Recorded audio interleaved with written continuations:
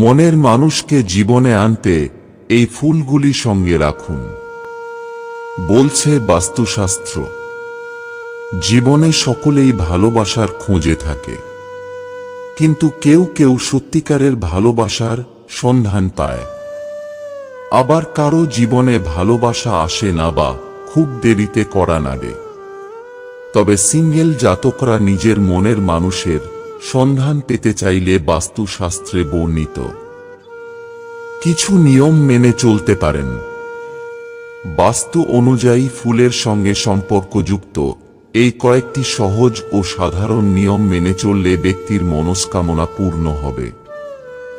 নিজের জীবনে ভালোবাসার মানুষের সন্ধান পাবেন তাঁরা। ১. বাস্তু ও জ্যোতিষ অনুযায়ী নিজের কাছে সবসময় একটি গোলাপ বা কোনো সুগন্ধিত ফুল রাখা উচিত। ২. বাড়িতে জল ভর্তি কাঁচের পাত্রে সতেজ ও সুগন্ধিত গোলাপি ফুল সাজিয়ে রাখুন। ৩. কাউকে ভালোবেসে থাকলে তাকে গোলাপি, হলুদ বা লাল রঙের জিনিস উপহার দেওয়ার পরামর্শ দেয় বাস্তুশাস্ত্র।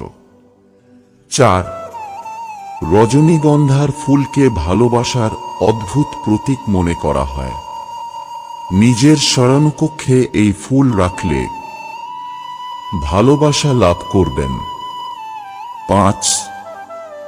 লক্ষ্মী মন্দিরে শুক্রবার ২টি গোলাপ ফুল অর্পণ করুন। এর ফলে ভালোবাসায় সাফল্য লাভ করা যায়। ৬. পারিজাত ফুলকে লক্ষ্মী পুজোর জন্য ব্যবহার করা হয়। বাড়িতে নিজের কক্ষে এই ফুল রাখলে মনমতো ভালোবাসা পাবেন।